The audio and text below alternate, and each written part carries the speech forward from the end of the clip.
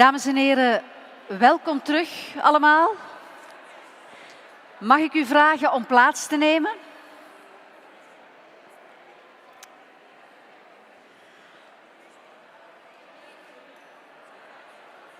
Ik veronderstel dat u nog volop bent aan het napraten over de workshops en misschien al wilde ideeën bent aan het uitwisselen. En dat is bijzonder goed, want dat is ook wel degelijk de bedoeling. Ziezo, mag ik u vragen om allemaal plaats te nemen en dan kunnen wij verder gaan met het laatste luik van deze eerste dag van deze summit. Wij zouden graag nog even uw aandacht willen vragen. Het is te zeggen even voor ongeveer een uur. En dat is, als ik mij niet vergis, als ik mij dat goed herinner uit vroegere tijden, ongeveer de lengte van een hoogmis. I would like to introduce to you Mr. Rob Hopkins. Rob Hopkins is an activist and a writer and an dat is een verschrikkelijk moeilijk woord, environmental issues. A writer on environmental issues. In 2007, he co-founded the Transition Network, a charity designed to support the many transition initiatives. Ik ben het even helemaal het noorden kwijt met al het lawaai dat er was. Ik begin even opnieuw. In 2007, excuseer mij, he co-founded the Transition Network, a charity designed to support the many transition initiatives emerging around the world. In his presentation, Rob will not only inspire us with the numerous examples of community achievements, he will also demonstrate how tourism enterprises could both benefit and contribute to the places in which they do business. And he will ask for your cooperation in his presentation. Ladies and gentlemen, please welcome Rob Hopkins. Thank you.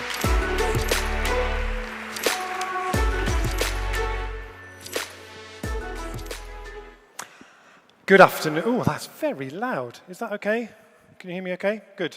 So I'm Rob Hopkins, and you have spent most of your day so far listening to people speaking at you. And so I want to do a little exercise to begin where you need to do something. So I hope that's acceptable to everybody. And the only way this is going to work is if I start by teaching you a very simple piece of transition technology, which is that if you see me put my hand up, you put your hand up as well, and you stop talking. Quick practice. Very good, very good. Okay, so the theme of today is travel to tomorrow. And we've kind of talked about that in different ways, but I'm actually hoping to start this talk with the first mass act of time travel to ever take place in Bruges. I think this is a historic occasion. And I have brought with me from the UK this my time machine here, which actually took a lot of effort to get through Eurostar, but it was okay in the end. And the way that I would like to start this would be if you could get into a pair, ideally with somebody that you didn't know before you came here. It might mean you need to get up and move around, but if you could make a pair with somebody you didn't know when you came, please.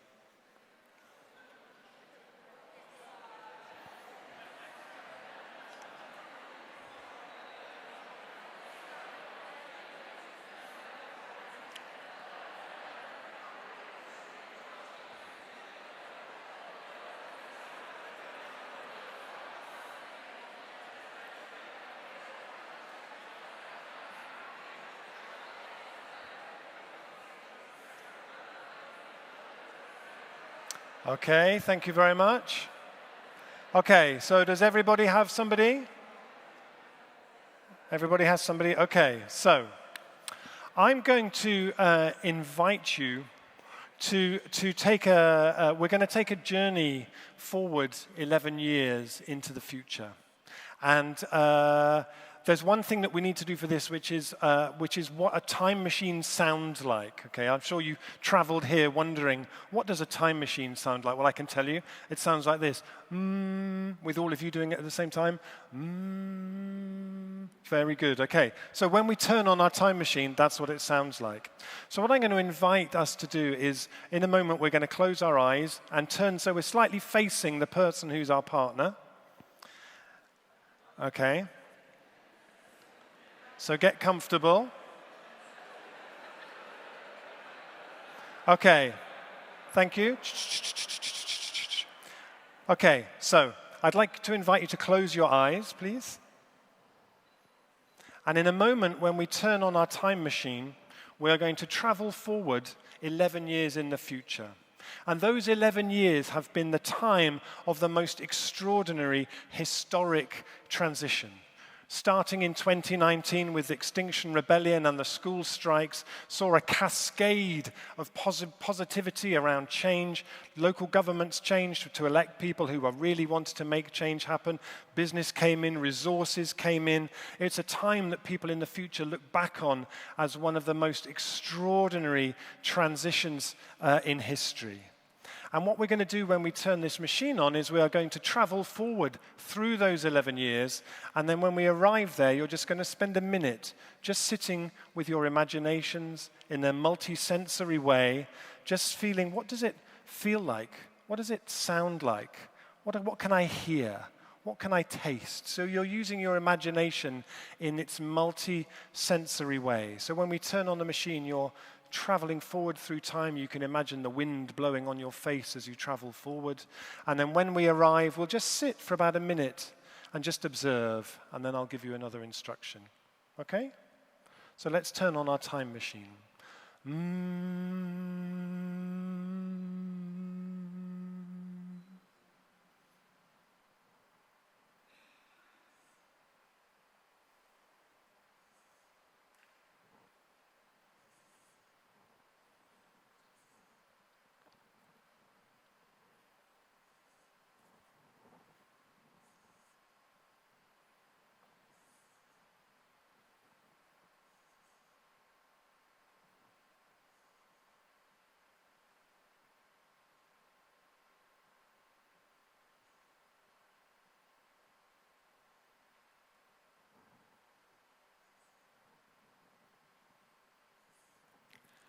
So keeping your eyes closed, when you feel ready, if you want to just share anything with your partner about what you see or what you hear, what does it sound like? Any reflections or observations that you might like to share with your partner?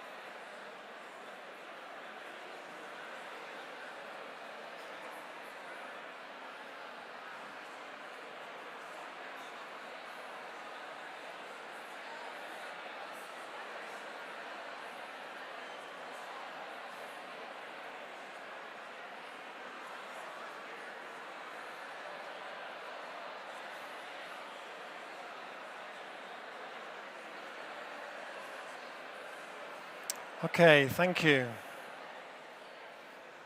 Thank you. I wonder, was there anybody who had anything they might like to share about how that was? how that was as an experience or as an adventure? Anything that you felt or that you saw or how you found that as an experiment?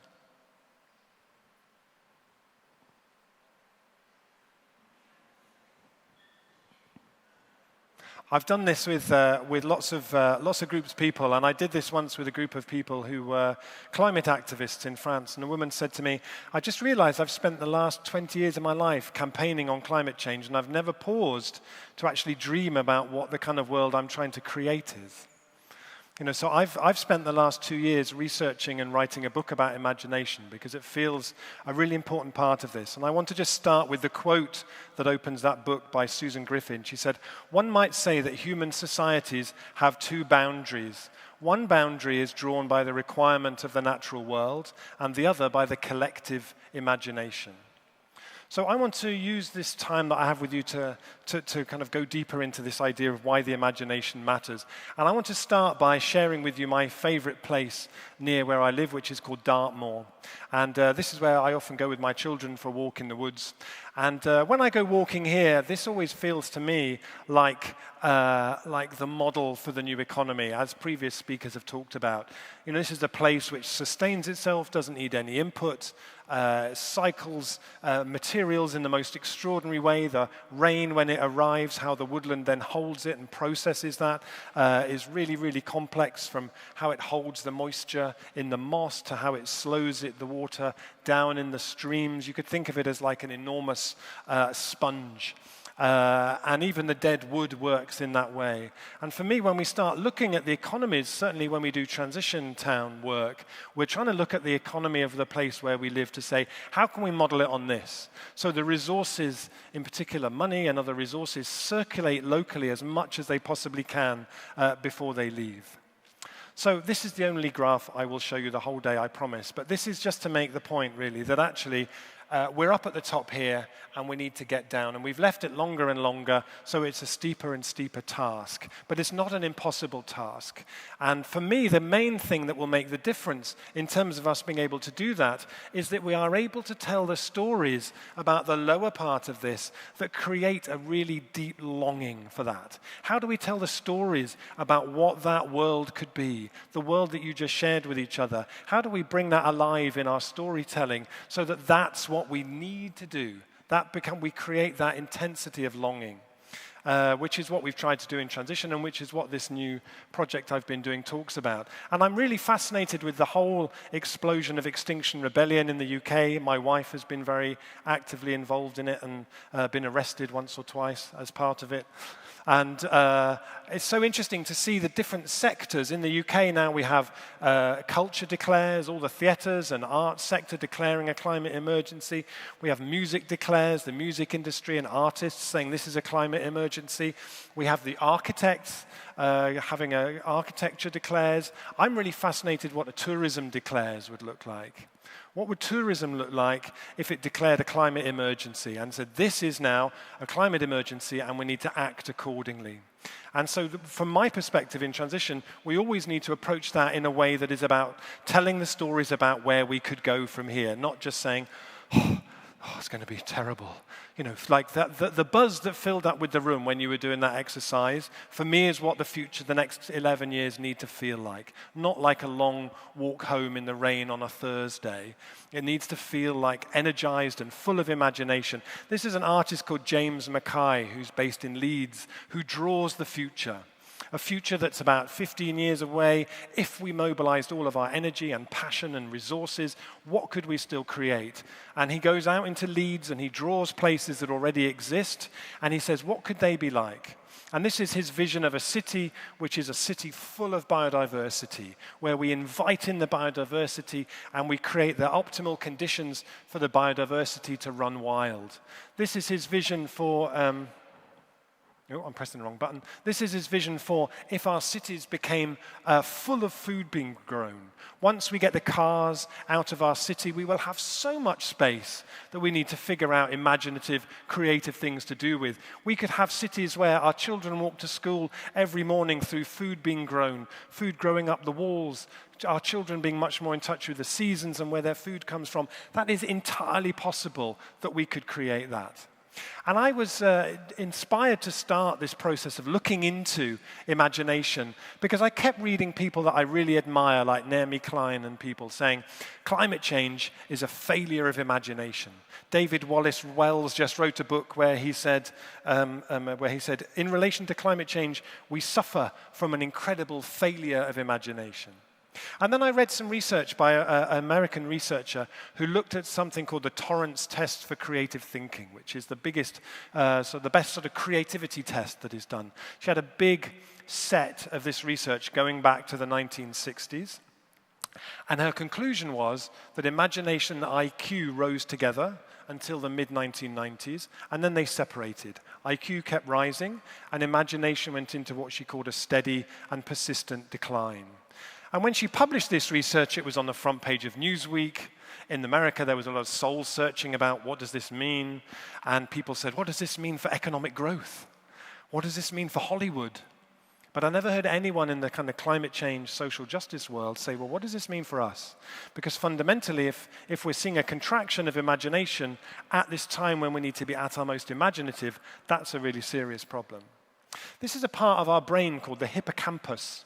This is a bit of research that really surprised me, was that the hippocampus is the part of the brain that is most involved in our imagination and in our memory.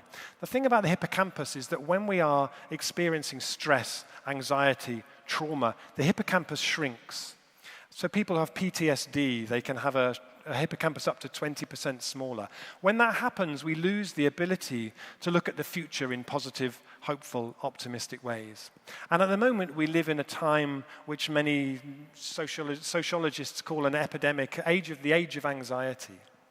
And so we're creating these kind of perfect conditions at the very time when we need to be really thinking our way through all these problems, where actually that imaginative capacity is shrinking. And that's really difficult. And so she identifies a few reasons why that might be. She says we've seen a decline in that kind of free, unstructured play of children just being out, having their own world of songs and games and activities and places that only they know about. Children now often start compiling their CV from the age of 4, doing classes and exercise. They don't just get to be children so much and just to play.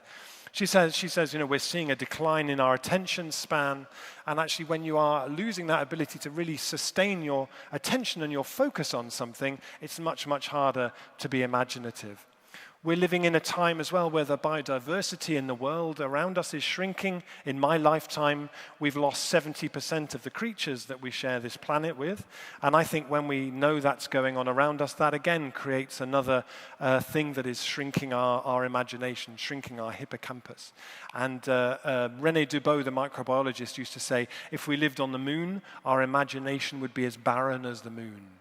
And I think if we live in a time where we see that decline happening, it has a similar kind of an effect.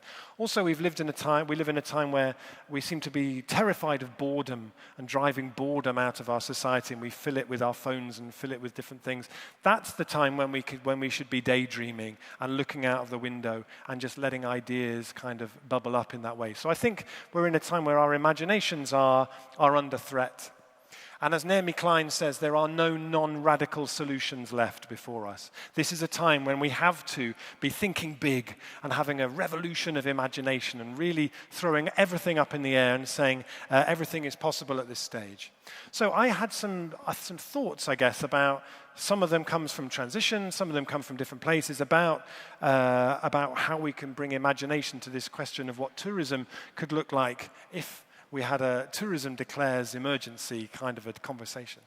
So one of the places I see a lot of really interesting development going on is at festivals. There's a festival that I went to this summer where a couple of years ago they decided to remove all bottled water in plastic bottles, have a whole system where you bring your own bottle or you buy a bottle and they fill the bottle and it's free and you don't see any plastic bottles there. It was a change they made one year. This year they brought in a thing where they said there's no milk. Basically, all the teas are nut milks and oat milks, and so people get to kind of experiment during that period of living a different lifestyle just for a weekend. And it feels to me like there's a huge capacity for people to come as tourists to kind of test drive a new way of living. And people seem to be really ready for that. So feels to me like the two most important words for the next 10 years are what if. And I want to tell you a couple of what-if stories that have come from transition groups. So the transition movement started 13 years ago in my town. You can now find it in 50 countries around the world, thousands of places where community groups are becoming their own, are just getting on with it, not waiting for permission. And this is in Tooting in London, where transition town Tooting have nowhere that is like a public square or a village green. But there is one place it could be, which is a bus turning circle, normally full of buses, waiting to be invited to go to different places. So they did a day where they took over that bus turning circle, and they said, what if this was our space? What if this was our shared green space? And so for the day, they filled it with music and food and coffee and laughter. They put grass down on the ground. That's me with my feet on the grass in London, the green, green grass of Tooting. And what I noticed during that day of being there was how the conversation went from, if this was our green, to, when this is our green, there was a shift in permission that happened among those people. It was amazing. People started to say, this wall here of this clothes shop, normally they never would even look at it. And people said, when this is our green, what will we paint on that wall? What story about ourselves and our dreams and our culture will we paint on that wall? And it started with that what-if question. This is in Liège, in Belgium, where 5 years ago, Liège en Transition started a project called Ceinture Alimentaire, which started with a what-if question. What if, in a generation's time, the majority of food eaten in Liège came from the land closest to Liège? Beautiful, really simple, but really imagination expanding. And they invited together chefs and farmers and baristas and anyone who cared about food. And then I didn't hear anything for 4 years. And then I went back last March, and in that time, they had created 21 new cooperatives. They'd raised 5 million euros from local people. They started 2 farms, 2 vineyards, a brewery, which I had to go and visit. You know, we all have to make sacrifices for our movements. They started this shop called Les Petits Producteurs, which is a shop that sells produce from local farmers. And in the first 6 months, it was doing so well, they opened a second one. They now have a third. The man at the top, this man is called Pascal Hennen, who manages the shop. And I said to him, what's the potential of this? He said, I think by the time we have 12 of these shops, the supermarkets will start to fragilize. Beautiful word, fragiliser in French.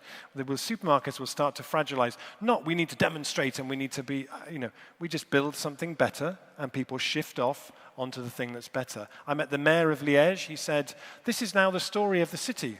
We see our role as being to get out of the way and to remove all the obstacles to this happening, and all the land that we own around the city we're making available to Ceinture Alimentaire. I wonder how much, if this worked with the tourism sector as well, so part of people's experience was getting involved in these different co-ops, if places were sourcing from this, it could really, really help this to accelerate. This is one of my favorite projects in London, started by a geographer called Daniel Raven Ellison, who took his son to visit all of the national parks in the UK and came back and, being a geographer, made this map of London, just showing the green spaces and the blue spaces. No buildings, no roads, just the green spaces and the blue spaces. And he realized when you do that, that 49.5% of London is green space and blue space. So he thought, if we could add another 0.5%, then the majority of London is green space and blue space, so it could be a national park. So he started a project called London National Park City. 2 months ago, the Mayor of London declared London a national park city, and it's a beautiful what-if question. What if London was a national park? Because it opens up all of those possibilities for other organizations to come in and say, we've got this bit, and there's a beautiful question in there of, which is your square meter? That's 1 square meter for every person in London. So which is your square meter? And one of the things they did with National Park City was they did a social media thing asking for people's what-if questions, and they were beautiful. Things like, what if you couldn't hear the cars in London because the birds were so loud? What if there were more trees than people in London? What if the rivers were so clean that people could swim to work? See, the power of a really good what-if question opens up so much possibility. This is a place I went to in France called Montsartou, where the French government said all schools should serve 20% organic food. And the people in Montsartou said, well, if 20% is better than 0%, why don't we just go for 100%? So in the schools now, all the food is 100% organic, and 70% of it comes from a market garden which the municipality created on the edge of the city. They bought land, they created this garden, it grows food for all the schools, 70% of the food eaten in the schools. What they found was that it started to change behavior in the families. So now 60% of parents in a school buy a lot more organic local food than they used to before this whole thing started. And for me, as somebody who has spent the last 12, 13 years going around trying to inspire communities with this vision of a more local, more resilient kind of an economy, it was really emotional for me to see this, because this was like, why doesn't everywhere do this? This is a win-win-win-win-win-win-win-win scenario. It's better for public health, mental health, biodiversity, absolutely everything. This is their polytunnels. They have a center where they teach kids to grow food. They don't have like a big impressive training kitchen. They have a little kitchen with a cooker and a fridge and a cupboard, because they said that's what all these kids' kitchens are like, and that's where we teach them to cook. This is in Barcelona, where they have an incredible reimagining of the city by changing the democratic system in Barcelona so that it invites the imagination. They do this system where they close off squares like this. They call them super blocks, and they shut them to traffic, and they line the streets with trees, and they create spaces for children to play, and they bring that invitation for imagination back into the city. And they have neighborhood assemblies who meet and who suggest policy which goes to the city and shapes the local government. So imagination needs support. It needs a local democratic structure that will enable that to happen. In Paris now, there's this explosion of rooftop food growing across Paris. How amazing as a tourist thing. I'm going to, what did you do last week? Oh, I went and worked on a rooftop farm in Paris and helped with a tomato harvest for a few days. And this is spreading out all across Paris on the roofs, and tourism can really help support these things too.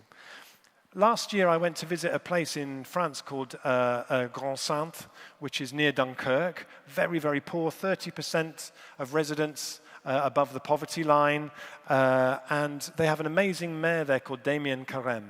And he said, if we're going to do sustainability, we have to do it in a way that benefits the poorest people in this community. They installed energy-efficient street lighting, which saved them €500,000 every year. That €500,000 they used as income support for the lowest income people in that community. This is around the apartment blocks. They turned it all into food gardens. And they're looking at how they can start to have a story about what they're doing there that is a tourist adventure. Come to Grand-Sainte, see the regeneration, the passive house, all the work that they're doing there. This is just a project I love from Germany, where they took over a football stadium and turned it into a forest. For me, one of the things that the imagination needs is if people come to Bruges, for example, as tourists, how can we have big, bold, imaginative interventions that shift people's sense of what's possible? How do we create, if you like, kind of pop-up tomorrows where people can experience this sort of future that we're talking about? How do they get to visit what's already happening here in the city as a joined-up narrative about what a more resilient future would actually look like? And this runs across different sectors. In Scotland, in the Shetland Isles, they do a thing where the doctors, if people come feeling depressed or anxious, they prescribe them things to do in nature. So this is beautiful. So one of their activities for May is bury your face in the grass. I never went to a doctor who prescribed I should go and bury my face in the grass. But there's something about, if we're going to do this, it's going to require us stepping out of the silos that we're in and building really interesting relationships. So tourism should be working with the medical profession, should be working with the schools, bringing all of these different things and exploring those edges where they meet. This is a transition group in South Africa, in a place called Greyton, a lot of poverty there, and a young guy came there who went to the town dump. And he said, I realized that I spent all of my teenage years going to festivals where we would go to a beautiful, pristine site and spend 4 days covering it in rubbish. So instead, we designed a festival where we go to a place covered in rubbish and we spend 4 days cleaning it up. And it's called the Trash to Treasure Festival, and they get all the plastic bottles and they pack them full of waste plastic. They call it an eco-brick, and then they're using it to build an education center, so it's turning from a dump into a school. And I love this idea that we could just take places in the cities where we're working and doing tourism and just transform them overnight. Give people a sense of things that are unexpected. This guy in the middle is called Jason Roberts in Houston in Texas. He goes to places that are really unloved places like this, and then overnight with his team who make stuff off-site, they turn up overnight and they transform it into something like that. And I love the idea that actually part of people's experience of coming to somewhere like this is that they see things just popping up and going again, and things that provoke different ways of thinking about what the future could be and about what's possible. This is the city of Preston in the north of England, who are currently undergoing a phenomenal economic reimagining, based on the idea of how do we look at the economy of this city as being like the forest I talked about early on. How do we ensure that as much money that comes into Preston stays in Preston and circulates in Preston? They look at hospitals and schools and universities as being what they call anchor institutions. So they are committed to spending as much of the money as they can into the local economy. And the potential with tourism having hotels and different organizations as part of this process too. So they're all buying local produce, they're all buying locally generated electricity, they're investing in energy co-ops that are buying local energy. You know, we need to look at all of this stuff about how we drive the economy in a different way like they're doing there, I think. In Mexico City, the mayor of Mexico has a ministry of imagination.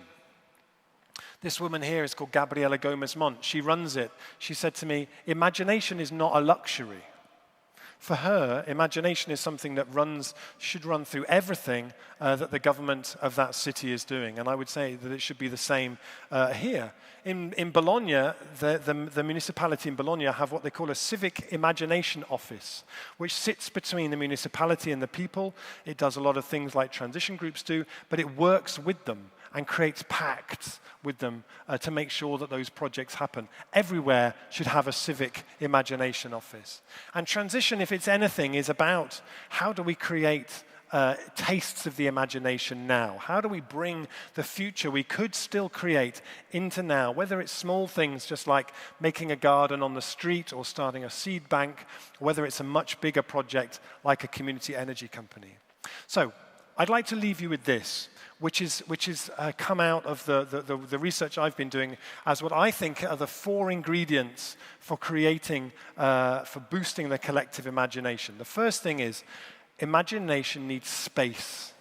All of us will know in our own life that the times when we are at our most imaginative are not the time when we're completely stressed out and have a really important deadline and we haven't slept very well. The imagination needs space. And so as a city, as a tourist organization, we need to be helping people to create space. And actually, when people come on holiday, it's often the time when they have the space. So maybe they're more open to these ideas and to having their imagination expanded. It needs place. It needs places where people can go, where what-if questions are asked, places where their imagination is stimulated and valued. It needs practices, things that we do together which invite the imagination and which allow us to step into what the future could be like, to test drive that, to experiencing it. And then the last thing it needs is pacts, as in pacts where once a community has come up with ideas and has done a lot of imagining, so that's my phone ringing in my pocket. How very embarrassing and enormously unprofessional. So it needs pacts where once the community has done that imagining and once that imagining has happened, then the local government or whoever will work with them and say, how do we make that a reality? We'll provide this if you provide that. And together, I think those are the things that can really help us to make the world as imaginative as it can possibly be. So I'm just going to finish with this, which is the Transition Crystal Palace in London who are amazing, started a food market. And that food market was based on the idea of regenerating that place with a new market. It won all the awards for best market in London. And when I went there and I said to them, why do you do this? Why have you created this market? They said, because we want our children to grow up thinking that this is normal. And so for me, my challenge would be, how is people's experience of coming to Bruges or coming to anywhere in the whole region mean that actually they go home thinking that the things that we need to do over the next 11 years are completely normal? And how does tourism enable the infrastructure to be built so that it becomes completely normal for everybody else? So I have a book that I've written that's coming out in October, and I have some postcards for that if anybody would like one of those. And I thank you very much for your attention. Thank you.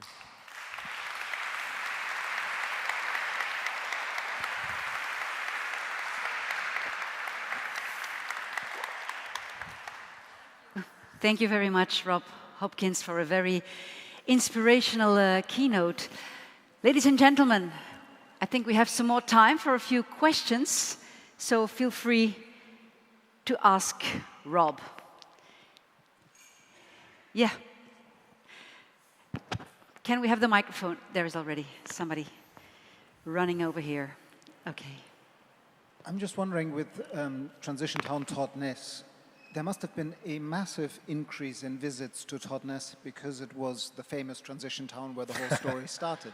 Has anybody actually done any research on that, how the tourism industry in Totnes has benefited from this story?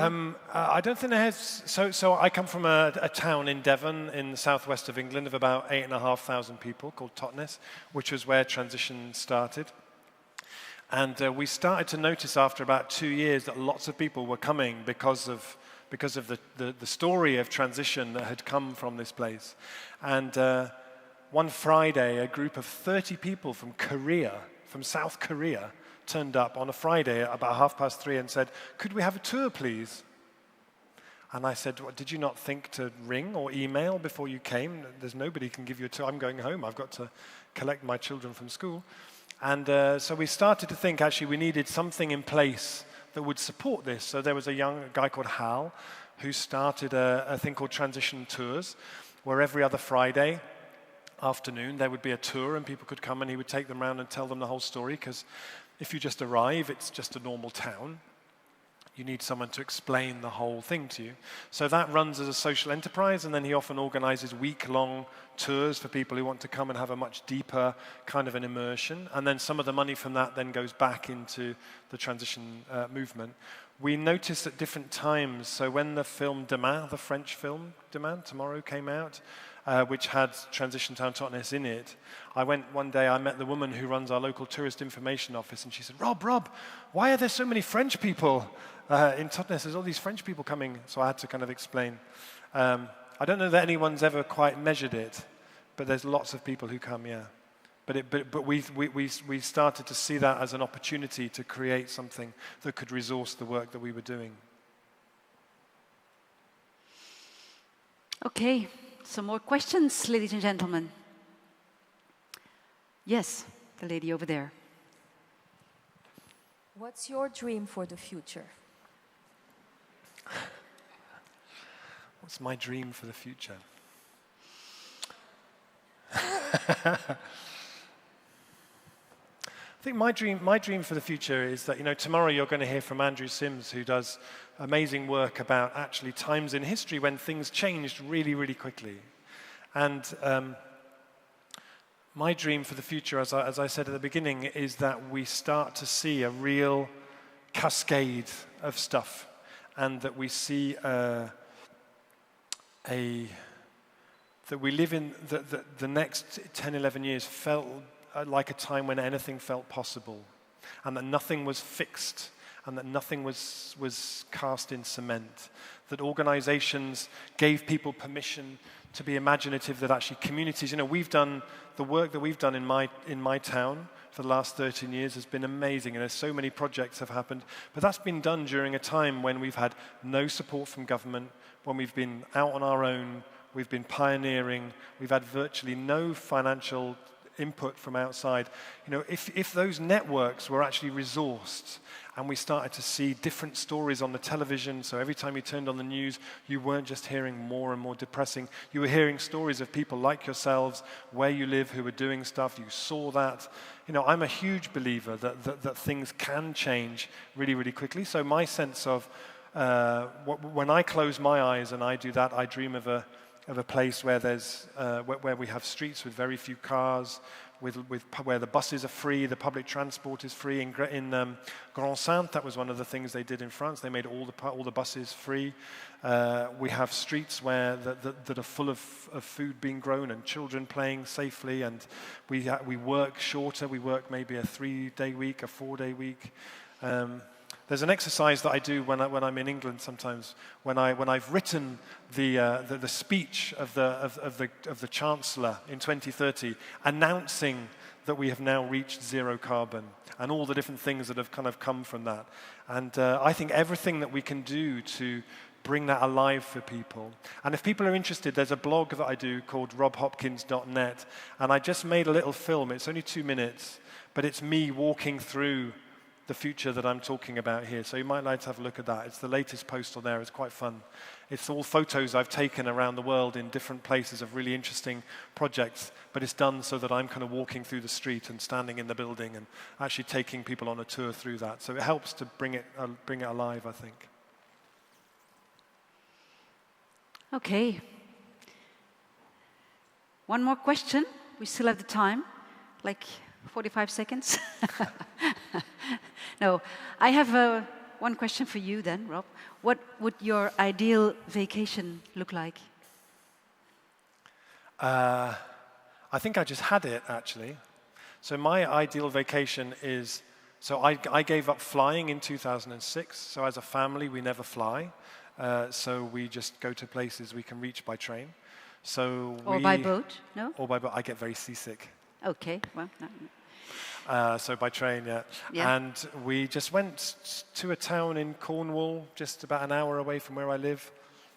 Rented a house, swam in the sea. I got to spend time with my kids, who are older, but we don't see each other very often. So we had time and made food together and went out dancing together and had a really good time. Okay. Yeah. Doesn't involve an airplane. No. Okay. Thank you so much, Thank you. Rob Hopkins. Thank you very much. Thank you.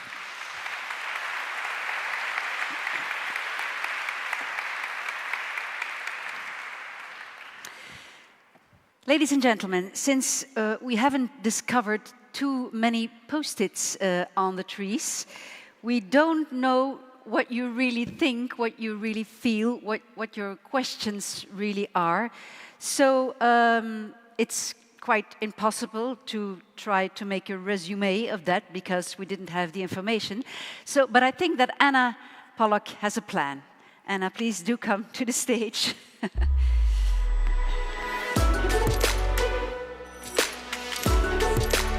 So what is it you propose? Well, good afternoon. It's been a fantastic day. I've certainly enjoyed it.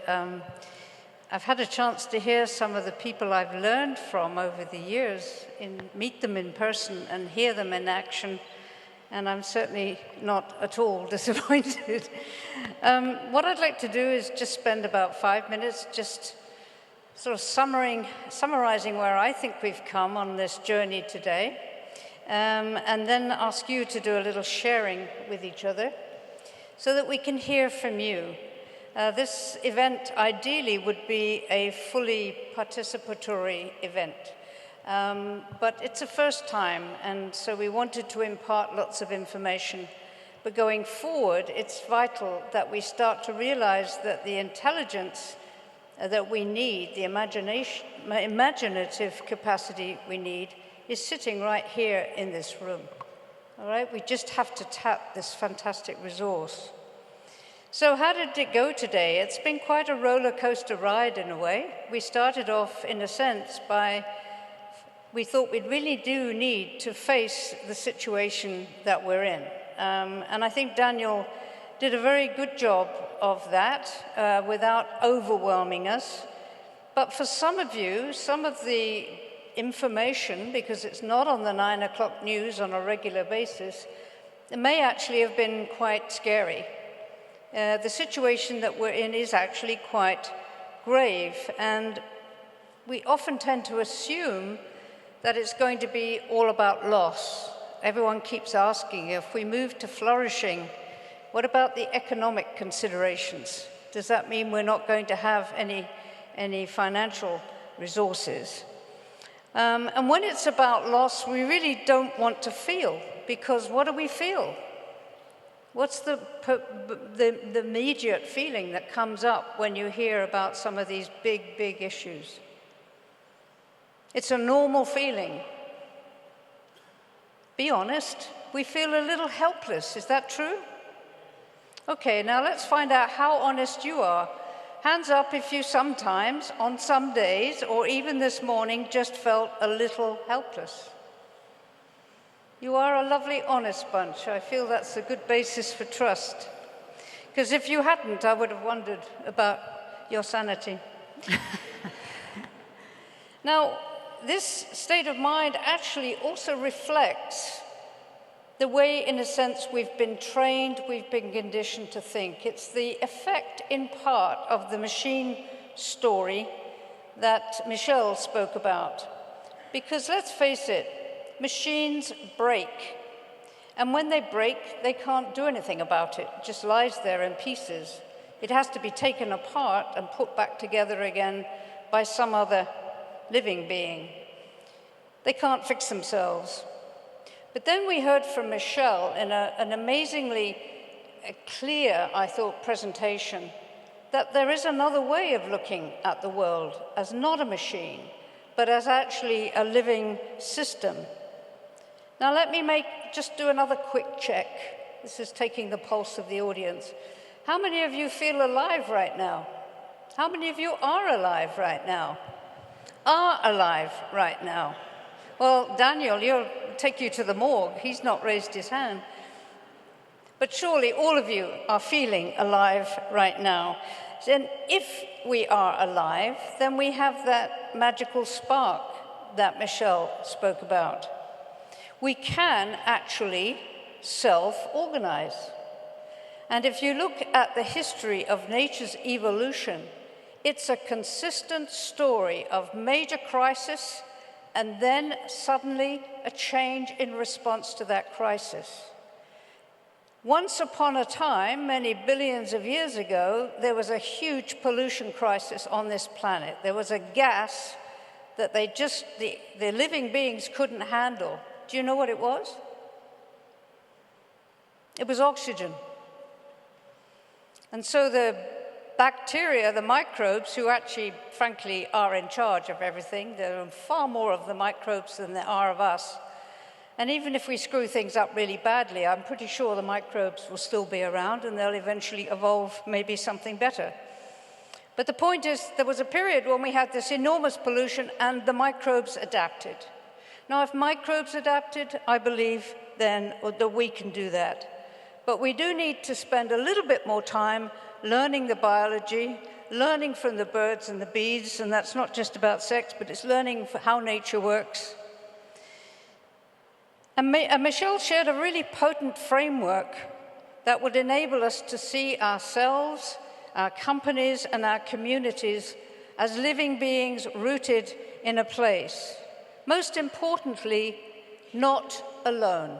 There is no reason to feel alone. In fact, all of nature is utterly interconnected. Underneath our feet are millions of miles of these networks that we've only just begun to appreciate. It's these networks that enable the trees in a forest to draw nutrients from each other. So what are these nutrients in our world? Well, I think Rob has just covered that. It's passion, it's our imagination, it's our desire to contribute, our capacity to care. And Rob really ended the sort of trio today of our international speakers by pointing out that imagination has to be the biggest resource that we have available to do something to change our situation and not feel helpless. The beauty of it is it's a resource that is absolutely free. To me, imagination is that spark of life. It's very similar to another word, inspiration. And inspiration literally means to breathe life back into a situation. So we all need now to breathe life into one another. So what we'd like to do is ask you to turn to your neighbor, or if you're in a group, if you wish, for about 10 minutes, answer 2 questions. What brought you here today? Why did you think it was worth spending 2 days of your life coming into church and listening to a bunch of people talk about the future of tourism, especially if you thought it was hopeless? But what brought you here? And how has what you've experienced today affected your answer to that question? What have you gained from today so far? So let's give ourselves 10 minutes, and then I'm going to ask a few brave people to share what you heard, what you said, whichever way you like to play it, just so we can get some sense of how this is affecting you and what you're getting out of it, okay? It's either that or you write lots of post-its tomorrow. Okay, so if we can take 10 minutes? 10 minutes, absolutely. Can you No help problem. me keep time, please, Andrea? Somebody will do that for us. Oh, it's they right there. they will put it over there. 10 Okay, minutes. so Okay, find a go ahead. partner. Thank you. Voilà. This is clever. Oh,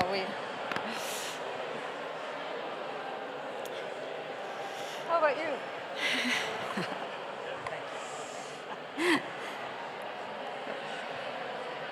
Seriously, what's your impression of what do you feel? Has it impacted you, or have you been doing busy? I've heard some very interesting things, of course. I think that in this stage of the process, traveling to Morgen, I think a lot of people maybe are indeed a bit like flabbergasted, and they need to adjust to the idea that they have to change. And maybe sometimes I think it's maybe too soon for ideas, but of course you have to start with it at some point. Yeah. So there are some people in the room that have been along this journey quite actively for the last 2 years. Yeah, They've I been know. coming to many meetings. And then there are other people for whom this is completely new. Yeah. So it's always a question of balance and the need to Of course. So I think right now the people who have been part of this process have been happy in the sense that we're learning more. Because of the speakers that we brought in. But for some of the others, this is completely new. Absolutely. And even the interactive part, which is very familiar to many people here, Yeah. to some people it's also completely new. They're used to just being told. Yeah, of course. And I think we heard from Rob that unless we can start to develop that capacity to imagine a better future, it's not going to happen. So I was picking up with some people after Rob's talk were a little pessimistic, saying climate change is happening, it's all over. To which my response is, well, go and have a beer or 2 or 3. But that's a self-fulfilling prophecy. So hopefully today we're getting them talking a little bit. And it will be evolving to another mindset too. Well, this is exactly the whole plan. Yeah, It yeah. really is all about a mindset shift. And Yeah. mindset shifts, when they happen, when you suddenly have that wow moment and you see it somewhere, it actually happens really fast. Yeah. What people don't appreciate is it takes a lot of things you're unaware of to bring you to that point. Okay, so what we're doing is we began to use another organic metaphor, we're softening the ground. So some people are getting it very quickly, like the whole notion of being a living system and what they can learn from nature. This is moving very, very fast right now outside of tourism, even in finance, even in capital. The capital people are actually beginning to see that it's about growing, cultivating. It's about time, of course. Always when there is an economic issue involved, then it's. I can imagine that it must be difficult for people to realize, to really understand what has to happen and what's happening. Especially when it's also. Especially since, frankly, the current system benefits from the current system, the people in the current system, and we're not getting this information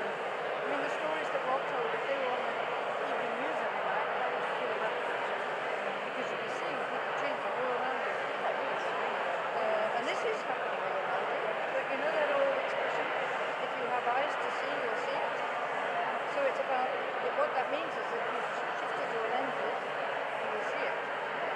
So because I'm in the space, I see a lot of reason to be positive.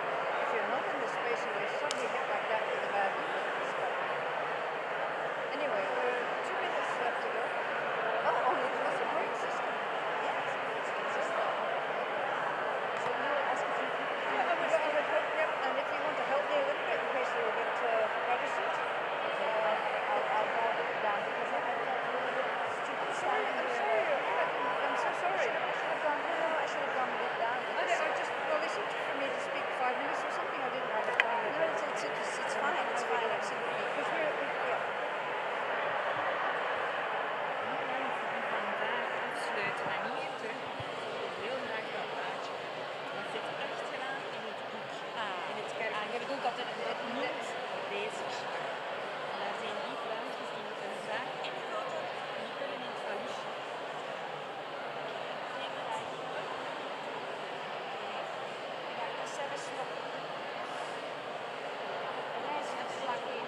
Eigenlijk maar dat dingen had dat anders genoemd, het leave behind kaartje, maar dat is eigenlijk het reisverslag. En het zit achteraan in de prayer book. Dan ga ik dat hier in het begin zeggen. For those that are closing today, we want to have their IDs in the luggage. Oké. Ik denk dat 10 minuten nog gepasseerd zijn. Ja, dan gaan we er. Ça va.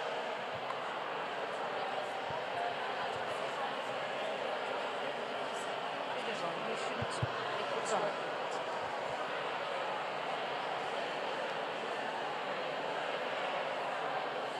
After a few people talk, maybe also not too long, I'm going to ask one more question to Michelle, and then I can. That's finished, and then down. closing. Yeah. It's okay. Okay, if I raise my hand, I wonder what happens.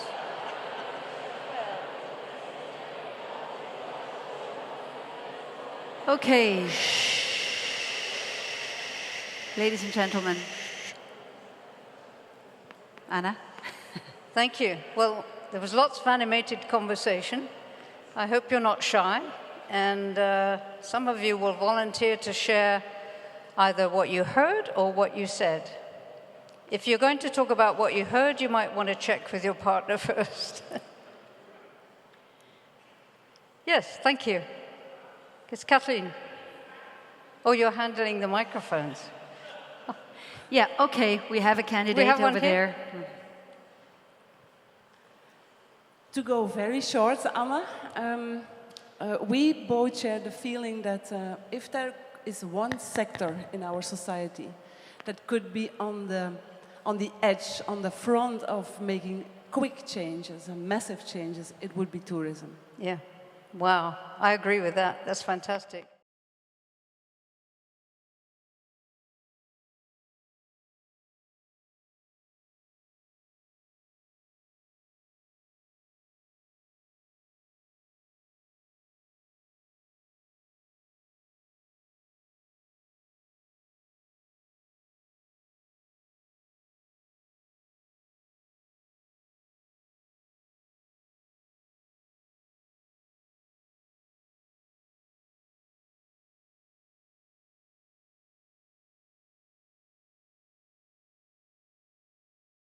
A lot. Well, the good news is, when we came, we were a bit, intrigued what's going to happen. But after a whole day, first of all, we learned a lot. But secondly, we are very positive once again because of all the speakers and all the possibilities and the different ways of looking at problems or,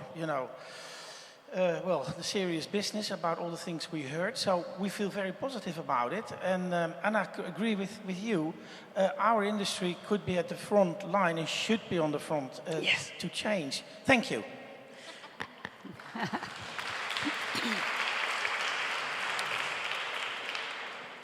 Well, we could actually fall back to some competition here with the Netherlands deciding to go home and do all this. So don't let them get away ahead of us, okay, Flanders? But thank you very much for the contribution. Please, some voices from this side. There's somebody else who wishes to And speak. there's someone there, Yeah, I'm so sorry. Yeah, we wanted to make a critical reflection on that part. maybe we should think outside of sectors and think of an integral approach. And the question that we wanted to pose was, what do we want to do together for the well-being of our society? And we believe if we ask that question, then tourism will become the way that we want it to be also. Now that's a beautiful comment. Did everyone hear it okay? In other words, we're asking the right question, how do we serve society as a whole? And tourism can play a role in that. It's that, what do I do to serve my country rather than what can my country do for me? I believe that's when we grow up as an industry. We grow out of that adolescent into pure adulthood. And often that involves a bit of a rite of passage, and I actually think that's what nature is providing with us right now. Thank you. In the interest of time, I'm going to hand over to Michel. It's unusual. We'll let the man have the last word this afternoon. Ja. Nee. Ik heb het laatste woord straks. Het is natuurlijk wel omdat Anna gevraagd had dat ik nog iets bemoedigends zou zeggen. En ik denk inderdaad, als we daar straks zeggen van hulpeloos zijn, dat uit de eerste reacties en dat niet leeft wellicht. Hè. We zitten met veel vragen, we zitten met veel uitdagingen. Maar ik hoor toch ook overdag en in de inleidingen de woorden creativiteit, imagination, verbeelding, fierheid, trots, in andere boxen gaan denken, de zaken aanpakken. Ik vind dat eigenlijk bemoedigend om die eerste dag af te sluiten. We zijn wellicht allemaal een beetje overdonderd, we zijn wat moe, we hebben hard gewerkt. Dus ik ga het daar ook bij laten. Dat wij een goede nacht ingaan, er nog eens lekker over dromen en morgen nog met een betere positieve ingesteldheid hier weer aanwezig zijn. Dank u wel. Oké. Dank u.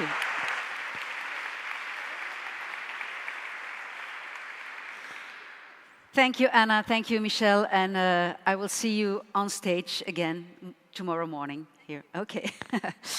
En u, dames en heren, wil ik ook allemaal van harte bedanken voor uw aanwezigheid, voor uw aandacht, voor uw enthousiasme en voor uw constructieve en waardevolle medewerking. Ik heb nog een paar mededelingen alweer van praktische aard voor vanavond en morgen vroeg. De mensen die maar 1 dag kunnen blijven vandaag en die dus zo meteen gaan vertrekken, zouden wij willen vragen om het reisverslag dat u vindt in het boekje, om dat zeker in te vullen, want daar hebben wij wel degelijk iets aan. Oké, dan straks wordt u vanaf 6:30 verwacht aan het Belfort, want om 6:15 stipt begint de ontvangst van de stad Brugge, meer bepaald door burgemeester Dirk de Vouw en schepen van Toerisme, die u daar straks al aan het woord heeft gehoord, Philippe Piriens. Wij kunnen u aanbevelen om comfortabele schoenen aan te trekken en iets warms eventueel, omdat u daarna gaat wandelen door de stad voor een reeks proeverijen en ontmoetingen achter Brugse deuren en omdat het natuurlijk ook kan afkoelen als de zon ondergaat. Daarna, rond 9:30, speelt Wannes Kapelle hier in de kerk een uniek concert, niet te missen. En dan is er ook nog tijd om gezellig na te praten bij een drankje in de Sint-Godelieve Abdij. Dus u heeft vanavond volop de kans om elkaar beter te leren kennen, om ideeën uit te wisselen en om uw verbeelding, waarover Rob Hopkins het had, om die volop aan het werk te zetten.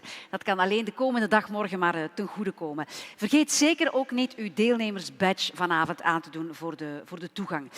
De sportievelingen onder u, degenen die hun loopschoenen hebben meegebracht, die worden morgen vroeg om 7:30 alweer opgewacht aan het Belfort. Bent u niet zo'n ochtendmens of gewoonweg niet zo heel sportief, dan volstaat het om hier op te dagen in de Capucijnenkerk voor de start van de tweede dag van de summit tussen 9 en 9:30. We starten stipt om 9:30. Ik wens u een heel gezellige avond en heel graag tot morgen. Bye bye.